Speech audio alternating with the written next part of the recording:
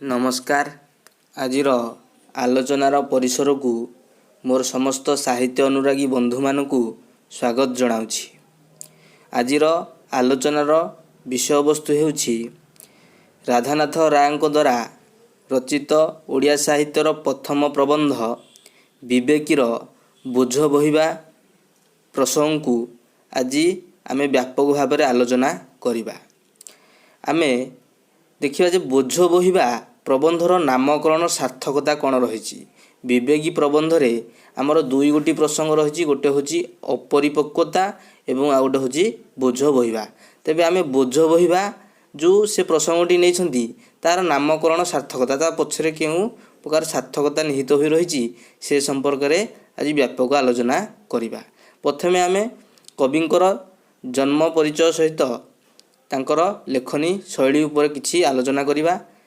तापरे आमे विषय वस्तु को आगे नबा। देखिबा आधुनिक ओडिया साहित्यर प्राण प्रतिष्ठाता तथा ओडिया भाषा साहित्य को एक जीवंत रूप देइथिबा जड़े दुर्लभ प्रतिभार अधिकारी होउछंती कविवर राधानाथ राय।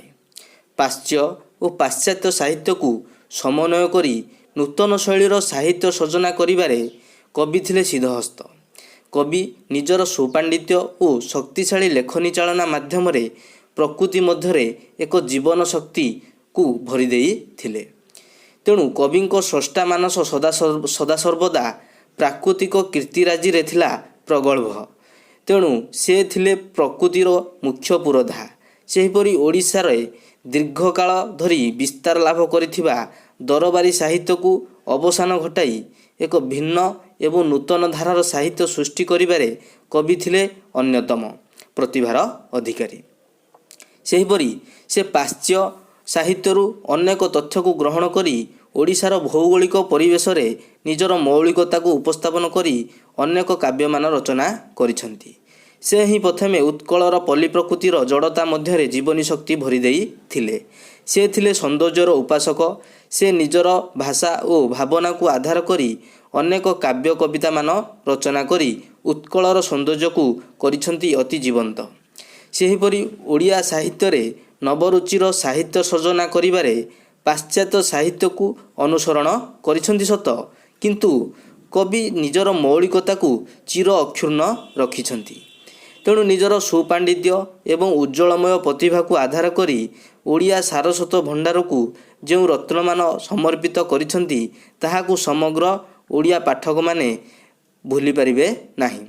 सेहिपरि कविंको द्वारा रचित काव्य गुड़िक हेउछि केदारगौरी, चंद्रभागा, नंदिकेश्वरी, उषा, पार्वती, चिल्लिका, महाजात्रा, जजाति केशरी एवं उर्वशी और दरबार भली एहिभली अनेक प्रभावशाली काव्यमान रचना करी ओडिया सारस्वत भंडार को उज्ज्वलमय करिसंती। सेहिपरि कवि काव्य कविता रचना करिबा व्यतीत गद्य रचना करिबा क्षेत्र में मध्य निजर पारदर्शिता प्रदर्शन करिसंती।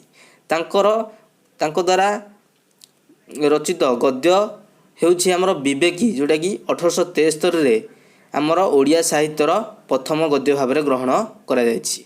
एतद व्यतीत से इटालीय जुबा, पार्वती काव्यर उपसंहार, उर्वशी काव्यर उपसंहार, बामंडा और भ्रमणकारीर पत्र आदि गद्य साहित्य मान रचना करी निजर सारस्वत प्रतिभा को दिगंत विस्तार करिसंती।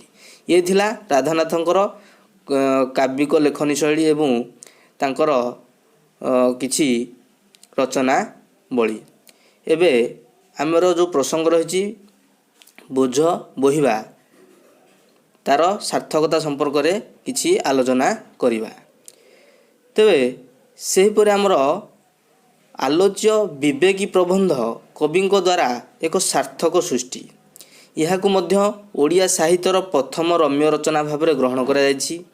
एही प्रबंधरे कवि तथाकथित समाजर निजर गर्व, अहंकार एवं आत्मगारिमा मध्यरे कबलित होइथिबा मानव जातिर दोष दुर्बलता को अति सुंदर भाव में उपस्थापन करिसंती। आमर जो विवेकी प्रबंध रही से आमर राधानाथ राय मनीषर जो आत्मगारिमा रही, अहंकार, गर्व, अहंकार, आत्मगारिमा ये सबूर एक ज्वलंत निदर्शन यही विवेकी प्रबंध रे आमे ଦେଖିଥାଉ। ଏହି ପ୍ରବନ୍ଧଟିର ବିବେକୀ ନାମକରଣ ପଛର ମଧ୍ୟ ଏକ ବିଶେଷ ଉଦ୍ଦେଶ୍ୟ ନିହିତ ହୋଇ ରହିଛି। କାହିଁକି ଆନା ବିବେକୀ ନାମକରଣ ହୋଇଛି, ତା ପଛରେ ମଧ୍ୟ ଏକ ବିଶେଷ ଉଦ୍ଦେଶ୍ୟ ରହିଛି। କାରଣ କବି ଜଣେ ପ୍ରକୃତି ପ୍ରେମୀ ହେବା ସହ ମାନବ ଜୀବନ ଦର୍ଶନକୁ ବିଶ୍ଳେଷଣ କରିବାରେ ମଧ୍ୟ ସେ ଥିଲେ ସିଦ୍ଧହସ୍ତ। ଆମେ ଜାଣିଛେ ରାଧାନାଥ ହେଉଛନ୍ତି ଜଣେ ପ୍ରକୃତି କବି, ତା ସହିତ ସେ ମଧ୍ୟ ମଣିଷର ଜୀବନ ଦର୍ଶନକୁ ବିଶ୍ଳେଷଣ କରିପାରିଥାନ୍ତି, ଜଣେ ଦିବ୍ୟଦ୍ରଷ୍ଟା ସଦୃଶ। ତେଣୁ ଜଣେ ବିବେକବାନ ମଣିଷ ପୂର୍ଣ୍ଣାଙ୍ଗ ଜୀବନ କିପରି ଗଠନ ହେବା ଆବଶ୍ୟକ ତାହାକୁ କବି ଏହି ବିବେକୀ ପ୍ରବନ୍ଧରେ ବ୍ୟାପକ ଭାବରେ ଚର୍ଚ୍ଚା କରିଛନ୍ତି। ତେଣୁ ଏହି ପ୍ରବନ୍ଧରେ କବି ଜଣେ ବିବେକବାନ ବ୍ୟକ୍ତିର ଅପରିପକ୍ୱତା ଏବଂ ବୋଝ ବୋହିବାର ସାମର୍ଥ୍ୟ, ଏହି ଦୁଇଟି କଥାବସ୍ତୁକୁ ଆଧାର କରି ସମଗ୍ର ପ୍ରବନ୍ଧଟିକୁ କବି ଆମର ଅତି ସୁନ୍ଦର ଭାବରେ ବିଶ୍ଳେଷଣ କରିଛନ୍ତି। ଏହି ପ୍ରବନ୍ଧରେ କବିଙ୍କର ଭାଷାଗତ ଶୈଳୀ ଅତି ବୌଦ୍ଧିକ ହେବା ସହ କେତେକ ସ୍ଥାନରେ ମଧ୍ୟ ବ୍ୟଙ୍ଗାତ୍ମକ ବର୍ଣ୍ଣନା ପରିପାଟିକୁ ଆମେ ଉପଲବ୍ଧି କରିପାରିଥାଉ। ସେହିପରି ଆମର ଆଲୋଚ୍ୟ ବିବେକୀ ପ୍ରବନ୍ଧର ବୋଝ ବୋହିବା ପ୍ରସଙ୍ଗଟି ଏକ ସୁନ୍ଦର କଥାବସ୍ତୁ ଅଟେ। ଏହି ପ୍ରସଙ୍ଗକୁ ଆଧାର କରି କବି ନିଜର ଆତ୍ମଗାରିମାରେ ଅନ୍ଧ ହୋଇଥିବା ମଣିଷର ଦୋଷ ଦୁର୍ବଳତାକୁ ଅତି ସୁନ୍ଦର ଭାବରେ ଉପସ୍ଥାପନ କରିଛନ୍ତି। ସେହିପରି ତଥାକଥିତ ସମାଜର ପ୍ରବହମାନ ଧାରାରେ କେତେକ ମଣିଷ ନିଜର ଦୋଷ ଦୁର୍ବଳତା ଅପେକ୍ଷା ଅନ୍ୟର ଦୋଷ ଦୁର୍ବଳତାକୁ ଦେଖିବାରେ ଅଧିକ ତତ୍ପର ଅଟନ୍ତି। କାରଣ ସେମାନେ ବୁଝନ୍ତି ନାହିଁ ଦୋଷ କଷ୍ଟ ଭୋଗୁଥିବା ବ୍ୟକ୍ତିର ମୂଳ ସମସ୍ୟାଟି କ'ଣ ହୋଇପାରେ। ସେମାନେ କେବଳ ତା'ର ବାହ୍ୟ ସମସ୍ୟାକୁ ଦେଖି ଅନେକ ତାତ୍ସଲ୍ୟ କରିଥାନ୍ତି। ତେଣୁ ଏହି ପ୍ରସଙ୍ଗକୁ ଆଧାର କରି ଲେଖକ ଏକ ଉଦାହରଣ ଉପସ୍ଥାପନ କରିଛନ୍ତି। ତାହା ହେଉଛି ଜଣେ ବ୍ୟକ୍ତି ଘୋଡ଼ା ଗାଡ଼ି ଚଢ଼ିବା ସହ ସେଥିରେ ଚଢ଼ି ବିଭିନ୍ନ ପରିଭ୍ରମଣ କରିବାକୁ ସେ ମଧ୍ୟ ଭଲ ପାଏ। ସେହି ଗାଡ଼ିରେ ସେ ସବୁଦିନ ବୁଲିବା ପାଇଁ ମଧ୍ୟ ସେ ବେଶ ଭଲ ପାଏ। ସେହିପରି ଘୋଡ଼ାମାନେ ବହୁତ ଭଲ କାମ କରନ୍ତି ଏବଂ ବହୁତ ଭଲ ଅଟନ୍ତି। ମାତ୍ର ଦିନକର ଘଟଣା, ଘୋଡ଼ାମାନେ ଭଲ ଚାଲିଲେ ନାହିଁ। ତେଣୁ ସେହି ବ୍ୟକ୍ତି ଜଣକ ଯେତେ ଚାବୁକ ପ୍ରହାର କଲା ତଥାପି ସେମାନେ ଚାଲିଲେ ନାହିଁ। ତେବେ ବ୍ୟକ୍ତି ଜଣକ ଭାବିଲେ, ସବୁଦିନ ପରି ଆଜି ମଧ୍ୟ ଘୋଡ଼ାମାନେ ସେହି କାମ କରୁଛନ୍ତି, ତାହେଲେ ଆଜି କାହିଁକି ଭଲ ଚାଲୁନାହାନ୍ତି। ଏହିପରି ଭାବୁ ଭାବୁ ସେ ଦେଖିଲେ ଯେ ଘୋଡ଼ା ଗାଡ଼ିର ଅଖରେ କ'ଣ ତା'ର ଚାକରମାନେ କ'ଣ ତେଲ ଦେଇନାହାନ୍ତି। ତେଣୁ ଗାଡ଼ିର ବୋଝଟି ଟାଣିବାରେ ଘୋଡ଼ାମାନଙ୍କୁ ବହୁତ କଷ୍ଟ ହେଉଛି। ତେଣୁ ଏହି ପ୍ରସଙ୍ଗଟିରୁ ଆମେ ସ୍ପଷ୍ଟ ହେବା ଯେ ମଣିଷ ସଦାସର୍ବଦା ଅନ୍ୟର ବାହ୍ୟ ଦୋଷ ଦୁର୍ବଳତାକୁ ଦେଖିଥାଏ, କିନ୍ତୁ ମଣିଷଟି କେଉଁ କାରଣରୁ ଏହିପରି ଦୋଷ ଭୋଗୁଛି ତାହାର ମୂଳ ସମସ୍ୟାକୁ ଅନୁସନ୍ଧାନ କରିନଥାଏ।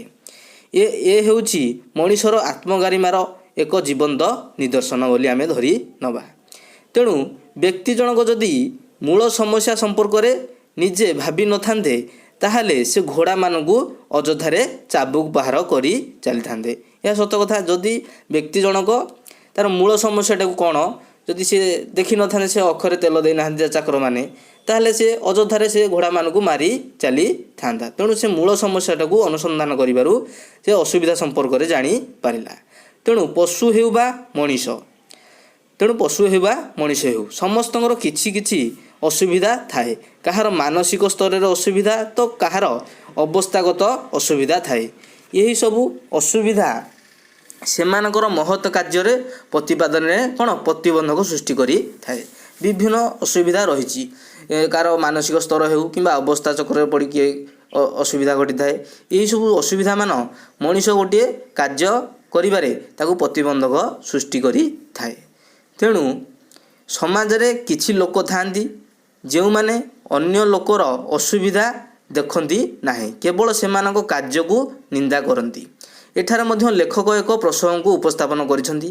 ତାହା ହେଉଛି ଜଣେ ବ୍ୟକ୍ତିର ହାତ ଜଖମ ହୋଇଛି, କିନ୍ତୁ ସେ କାର୍ଯ୍ୟ କରୁଛି, କିନ୍ତୁ କିଛି ଲୋକ ତା'ର ଜଖମକୁ ଦେଖନ୍ତି ନାହିଁ, କେବଳ ତା'ର କାର୍ଯ୍ୟକୁ ସେ ନିନ୍ଦା କରିଚାଲନ୍ତି। ତେଣୁ ଏ ହେଉଛି ଆଜିର ସ୍ୱାର୍ଥବାଦୀ ସମାଜର ଏକ କୁତ୍ସିତ ଚିନ୍ତାଧାରା ବୋଲି ଆମେ ଧରି ନେବା। ସେହିପରି ଲେଖକ ସଂସାରର ଯାତ୍ରୀମାନଙ୍କ ବୋଝ ସମ୍ପର୍କରେ ମଧ୍ୟ ଏକ ସୁନ୍ଦର ପ୍ରସଙ୍ଗ ଉପସ୍ଥାପନ କରିଛନ୍ତି। ସେ କହିଛନ୍ତି ସଂସାରର ଯାତ୍ରୀମାନେ ଅନେକ ବୋଝ ବହନ କରିଥାନ୍ତି। ସେହି ବୋଝ ଗୁଡ଼ିକ କ'ଣ ପାଦେ ପାଦେକେ ବିଘ୍ନ ଘଟାନ୍ତି। ସେହି ପ୍ରତିବନ୍ଧକ ମାନଙ୍କୁ ଲେଖକ ଦୁଇ ଶ୍ରେଣୀରେ ଗ୍ରହଣ କରିଛନ୍ତି, ଯଥା ଗୋଟେ ହେଉଛି ଅନ୍ତରର ଓ ବାହ୍ୟ ପ୍ରତିବନ୍ଧକ। ତେଣୁ ଏଠାରେ ସ୍ପଷ୍ଟ କରିବାକୁ ଯାଇ କୁହାଯାଇଛି ମଣିଷ ତାର ମନ ଓ ଶରୀର ଯୋଗୁଁ ଯେଉଁ ପ୍ରତିବନ୍ଧକ ସୃଷ୍ଟି ହୁଏ ତାହାକୁ ଆମେ ଅନ୍ତରର ପ୍ରତିବନ୍ଧକ ଭାବେ ଗ୍ରହଣ କରିଥାଉ। ମନ ଆଉ ଶରୀରରୁ ଯେଉଁ ଅସୁବିଧାଟେ ସୃଷ୍ଟି ହୁଏ ତାହାକୁ ଆମେ କ'ଣ ଅନ୍ତରର ପ୍ରତିବନ୍ଧକ ଭାବେ ଗ୍ରହଣ କରିଥାଉ। ସେହିପରି ବାହ୍ୟ ଅବସ୍ଥା ଯୋଗୁଁ ଯେଉଁ ଅସୁବିଧାଟି ସୃଷ୍ଟି ହୁଏ ତାହାକୁ ଆମେ ବାହ୍ୟ ପ୍ରତିବନ୍ଧକ ବୋଲି ଗ୍ରହଣ କରିଥାଉ। ଏହା ହେଉଛି ଗୋଟିଏ ସଂସାରୀ ମଣିଷର ପ୍ରତିବନ୍ଧକ ଅଟେ। ସେହିପରି ତଥାକଥିତ ସମାଜରେ କିଛି ବ୍ୟକ୍ତିବିଶେଷ ଥାଆନ୍ତି ଯେଉଁମାନଙ୍କର ବଡ଼ ବଡ଼ ଅସୁବିଧା ଥିଲେ ମଧ୍ୟ ସେମାନେ ଅନେକ ପ୍ରଶଂସନୀୟ କାର୍ଯ୍ୟ କରି ଲୋକପ୍ରିୟ ହୋଇପାରିଛନ୍ତି। ତେଣୁ ସେମାନଙ୍କର ଯଦି କୌଣସି ଅସୁବିଧା ନଥାନ୍ତା ତେବେ ସେମାନେ ନିଜ ଆଶାଠାରୁ ଢେର ଗୁଣ ଅଧିକ ପ୍ରଶଂସା ଅର୍ଜନ କରିଥାନ୍ତେ। ତେବେ ଯଦି କିଛି ତାଙ୍କର ହେଉଛି ପ୍ରତିବନ୍ଧକ ନଥାନ୍ତା, ସୁରୁଖୁରୁରେ କାର୍ଯ୍ୟ ସେମାନେ କରିଥାନ୍ତେ, ତାହେଲେ ସେ ଯେତିକି ଆଶା କରୁଥିଲେ ସଫଳତା ତାଠାରୁ ଢେର ଗୁଣ ସେ କ'ଣ ପାଇଥାନ୍ତେ। ତେବେ ସେମାନେ ନିଜ ଆଶାଠାରୁ ଢେର ଗୁଣ ଅଧିକ ପ୍ରଶଂସା ଅର୍ଜନ କରିପାରିଥାନ୍ତେ, ଏଥିରେ ତିଳେ ମାତ୍ର ସନ୍ଦେହ ନାହିଁ। ଏହି ପ୍ରସଙ୍ଗକୁ ମଧ୍ୟ ଭିତ୍ତି କରି ଲେଖକ କହିଛନ୍ତି ମହାକବି କାଳିଦାସ ଯେଉଁ ସବୁ ପୁସ୍ତକମାନ ରଚନା କରି ଯାଇଛନ୍ତି ସିଏ ଗୋଟିଏ ଗୋଟିଏ ମହତ କୀର୍ତ୍ତି, କିନ୍ତୁ କାଳିଦାସ ଯଦି ଦରିଦ୍ର ହୋଇ ନଥାନ୍ତେ ତେବେ ସେ ଆହୁରି ମହତ କୀର୍ତ୍ତି ଅର୍ଜନ କରିଥାନ୍ତେ। ସତ ଆମର ମହାକବି କାଳିଦାସ ଯେଉଁଭଳି ଭାବରେ ସେ ବିରାଟ ବିରାଟ ପୁସ୍ତକମାନ ବୃହତ ପୁସ୍ତକମାନ ରଚନା କରି ଯାଇଛନ୍ତି, ଯଦି ସେ ଦରିଦ୍ର ହୋଇନଥାନ୍ତେ, ତାଙ୍କର ପୂର୍ବ ଅବସ୍ଥା ଯଦି ଭଲରେ ଚଳିଥାନ୍ତା ତାହେଲେ ସେ କେତେ ମହତ କୀର୍ତ୍ତିମାନ ଅର୍ଜନ କରିଥାନ୍ତେ ତାହା କଳନା କରିପାରି ହୋଇନଥାନ୍ତା। ତେଣୁ ପ୍ରତ୍ୟେକ ବ୍ୟକ୍ତି ନିଜେ ଜାଣିଶୁଣି ନିଜର ସଫଳତାକୁ ହାତଛଡ଼ା କରିନଥାନ୍ତି। ସେମାନେ ଅବସ୍ଥା ଚକ୍ରରେ ପଡ଼ି ଏହିଭଳି ଅନେକ ବୋଝକୁ ବହନ କରି ନିଜର ଆଶାନୁରୂପକ ସଫଳତା ଠାରୁ ଦୂରେଇ ଯାଇଥାନ୍ତି। ତେଣୁ ମଣିଷ ଜୀବନରେ ଅନେକ ପ୍ରତିବନ୍ଧକୁ ସାମ୍ନା କରି ନିଜର କାର୍ଯ୍ୟ ସାଧିତ କରିଥାଏ। ସେହିପରି ସେ ଯେତେବେଳେ ଅସମ୍ଭବକୁ ସମ୍ଭବ କରିଥାଏ ସେତେବେଳେ ଅନେକ ଲୋକଙ୍କ ଦ୍ୱାରା ସେ ଭୁରି ଭୁରି ପ୍ରଶଂସା ସାଉଣ୍ଡିଥାଏ। ଏହି ପ୍ରସଙ୍ଗକୁ ଆଧାର କରି ଲେଖକ କହିଛନ୍ତି ମଣିଷ ଯେତେବେଳେ ଦକ୍ଷିଣ ହସ୍ତରେ ସ୍ୱାକ୍ଷର କରିଥାଏ ସେତେବେଳେ କ'ଣ କେହି ମଧ୍ୟ ଆଶ୍ଚର୍ଯ୍ୟ ହୋଇନଥାନ୍ତି। ଗୋଟେ ମଣିଷ ସେ ତାର ଦକ୍ଷିଣ ହସ୍ତରେ ଯେତେବେଳେ ସ୍ୱାଭାବିକ ଭାବରେ ସେ ଦସ୍ତଖତ କରିଥାଏ ତେବେ କେହି ଆଶ୍ଚର୍ଯ୍ୟଚକିତ ହୋଇନଥାନ୍ତି, କିନ୍ତୁ ଯେତେବେଳେ ସେ ବାମ ହସ୍ତରେ ସ୍ୱାକ୍ଷର କରିଥାଏ ସେତେବେଳେ ସମସ୍ତେ ଆଶ୍ଚର୍ଯ୍ୟାନ୍ୱିତ ହୋଇଥାନ୍ତି। କିନ୍ତୁ ସେହିପରି ସେ ଯେତେବେଳେ ଗୋଡ଼ରେ ସ୍ୱାକ୍ଷର କରିବା ଆରମ୍ଭ କରେ ସେତେବେଳେ ସମସ୍ତେ ଭୁରି ଭୁରି ପ୍ରଶଂସା କରିଥାନ୍ତି। ଏ ହେଉଛି ଆଜିର ସମାଜର ବାସ୍ତବ ଚିତ୍ର। ସେହିପରି ସମାଜରେ କିଛି ଲୋକ ଥାଆନ୍ତି ଯେଉଁମାନେ ନିଜର ନିର୍ବୋଧତା ଯୋଗୁଁ ଅନେକ ବୋଝ ବୋହିଥାନ୍ତି, ମାତ୍ର ସେ ବୋଝ ଦେଖି କାହାର ଦୟାଭାବ ଜାତ ହୁଏ ନାହିଁ, ବରଂ ଇଚ୍ଛା ହୁଏ ଆହୁରି ପାହାର ପିଟିବାକୁ। ଲେଖକ କହିଛନ୍ତି ତେଣୁ ଆଜିର ସମାଜରେ ଗୋଟିଏ ବଡ଼ ବୋଝ ହେଲା ଭଗ୍ନ ମନସ୍କା, ମନଟା ଭାଙ୍ଗିଯିବା, ତାହା ହେଉଛି ଗୋଟିଏ ବଡ଼ ବୋଝ ବୋଲି କହିଛନ୍ତି ଲେଖକ। କାରଣ ପୂର୍ବ କାଳରେ ଏହି ବୋଝ ଅନେକ ଲୋକ ବୋହୁ ନଥିଲେ, ମାତ୍ର ଆଜିର ସମୟରେ ଏହି ବୋଝକୁ ଆବାଳ ବୃଦ୍ଧବନିତା ଠାରୁ ସମସ୍ତ ବୟସର ବ୍ୟକ୍ତିବିଶେଷ ବହନ କରୁଛନ୍ତି। ତାହାଦ୍ୱାରା ସେମାନଙ୍କ ମନରେ ପ୍ରଫୁଲ୍ଲତା ଶୂନ୍ୟ ହେବା ସହ ସଂସାରର ଅସାର ଏବଂ ଜୀବନ ବିଡ଼ମ୍ବନା ପରି ମନେ ହୁଏ। ସେହିପରି ନାନା ପ୍ରକାର ବିଭୀଷିକା ହୃଦୟ ରାଜ୍ୟରେ ନୃତ୍ୟ କରୁଥାନ୍ତି। ତେଣୁ ଏହା ହେଉଛି ଏକମାତ୍ର ସତ୍ୟ ଅଟେ, ମାତ୍ର ଏହା ବ୍ୟତୀତ ଏହାର ଆଉ କୌଣସି ଉପକାରିତା ନାହିଁ। ତେଣୁ କାର୍ଯ୍ୟକ୍ଷେତ୍ରରେ ଏହିପରି ଭାବ ଏକ ମହତ ପ୍ରତିବନ୍ଧକ ସାଜିଛି। ତେଣୁ ଏହା ହେଉଛି ଆଜିର ସମୟର ଏକ ବୃହତ ବିଡ଼ମ୍ବନାର ବିଷୟ।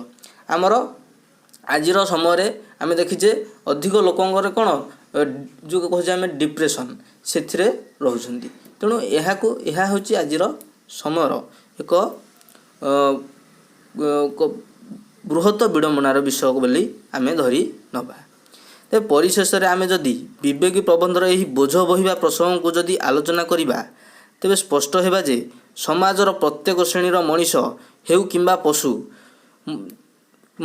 କିମ୍ବା ପଶୁମାନେ ହୁଅନ୍ତୁ, କିପରି ଅବସ୍ଥା ଚକ୍ରରେ ପଡ଼ି ନାନା ପ୍ରକାର ବୋଝକୁ ବହନ କରି ନିଜର ଜୀବନଶୈଳୀକୁ ଅତିବାହିତ କରୁଛନ୍ତି, ତାହାକୁ ଆମର ରାଧାନାଥ ରାୟ ଅତି ସୁନ୍ଦର ଭାବରେ ଏହି ବିବେକୀ ପ୍ରବନ୍ଧର ବୋଝ ବହିବା ପ୍ରସଙ୍ଗଟିରେ ଚମତ୍କାର ଭାବରେ ବର୍ଣ୍ଣନା କରିଛନ୍ତି ଏବଂ ତାଙ୍କ ଭାଷାଗତ ଶୈଳୀ ଏବଂ ଉପସ୍ଥାପନ ଶୈଳୀ ଅତି ସୁନ୍ଦର ଭାବରେ ଉପସ୍ଥାପନ କରିଛନ୍ତି, ଯାହାଦ୍ୱାରା ପ୍ରସଙ୍ଗଟି ପାଠକ ଅନୁଗ୍ରାହୀ ହୋଇପାରିଛି।